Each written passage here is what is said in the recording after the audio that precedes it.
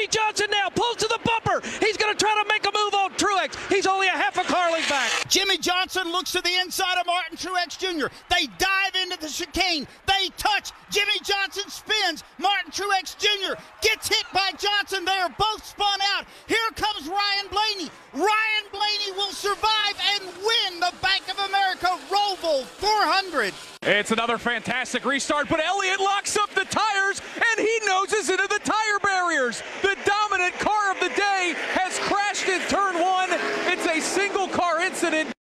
All right. I mean, amazing call from the ROVAL. That was year one, right? That was year one. Year one was the year that ROVAL. Truex and Johnson crashed. Yep. Very cool. I need you to tell the story, though, about how you knew to call Blaney to the win, because somebody gave you a little clue and said, hey, make sure you look at the chicane. Mark Garrow, before the race ended, he had learned the day before the first. I get chill bumps just thinking about that. But we were doing the first ROVAL, and there is a chicane before you get back to start-finish line.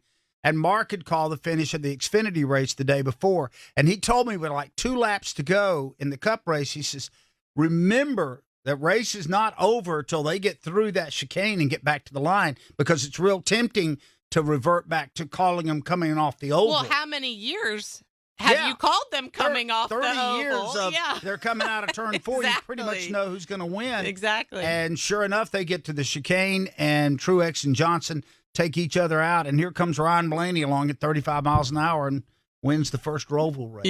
Yeah, very cool. And we're back to ROVAL this year. This will be year 6. I know there are people squawking, saying, well, you need to run 2 oval races. Marcus Smith was on Sirius XM satellite radio and was asked about that. And he goes, we're sticking with the ROVAL. They're really proud of it. If you've never been to Charlotte, see how it's set up, Brad. It looks like they're hosting a Formula One race that day.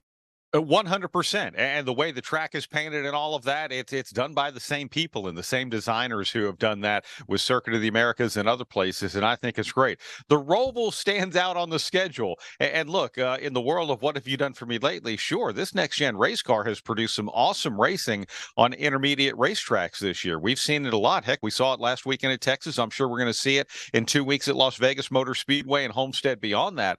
But the fact of the matter is, you heard the first year of the ROVAL. You heard part of the second year of the ROVAL. Chase Elliott going into the tire barrier, going into the final stage, also resulted in him winning the race. Around every corner, I think we have action at this racetrack, and it's great. It is unique. Why would you want to change that? And here's the other indicator. And I know Dale Jr. has sort of been a big proponent of even trying to will it into existence, said, I think we're going back to the oval next year. Doesn't sound like that's happening.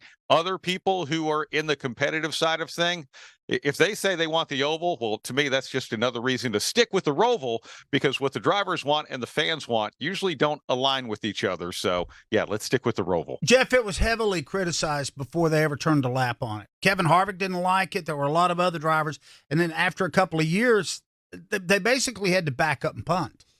Well, I think the one thing we don't want to overlook, Doug, is that it wasn't exactly right in the very beginning. But Marcus Smith and his infinite wisdom heard them, made the adjustments necessary to it, and turned it into a very challenging but very competitive racetrack. I mean, that's all we want. I mean, anybody that complains usually about a racetrack, they're wanting to make it where it's competitive. There's an issue somewhere that it takes something away from the competition side of it, and I think that they've got it pretty much honed in right now what you need to do at the ROVAL, and it is an exciting race. By the way, some of the playoff drivers and how they perform there. At the bottom of the pack is Bubba Wallace. He averages a 20th place finish at the ROVAL. The first year, I don't know that he completed a lap without running off the course. His road course performance has gotten better. Ross Chastain, he comes in. He needs a good race. He averages a 26th place finish at the ROVAL. Alexis, those guys work cut out. Yeah, for sure. And, I think the thing, too, that makes the ROVAL so great is where it's positioned in the playoffs, being a cutoff race. As far as I know, and what I've watched over the last 6 years, it has never disappointed. We've had ties for points at the end of the race. I mean, there's been so much drama that has been created from the Roval being in that place in the playoffs that I don't see that changing. And I think we're going to get a whole lot of that on Sunday. Brad Gilly, Christopher Bell averages 11th. Ryan Blaney, he doesn't need to worry, but he averages 9.8 finishes. Those are two good guys to watch.